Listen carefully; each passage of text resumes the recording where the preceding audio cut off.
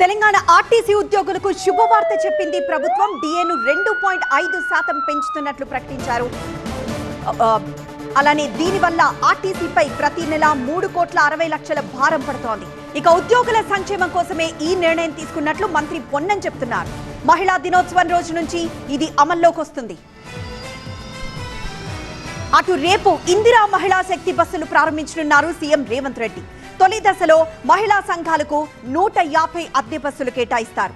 ఇక 1 కోటి మంది మహిళలను కోటీశ్వరుల్ని చేయడమే లక్ష్యంగా ఆడబిడ్డల అభివృద్ధి, తెలంగాణ ప్రగతిగా రేపు ఇందిరా మహిళా శక్తి బస్సులు ప్రారంభించబోతున్నారు.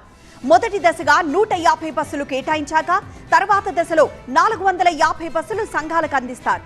మొత్తం 600 బస్సులు మహిళా సంఘాల ద్వారా అద్దె ప్రాతిపదికన తిప్పాలని ప్రభుత్వం లక్ష్యంగా పెట్టుకుంది.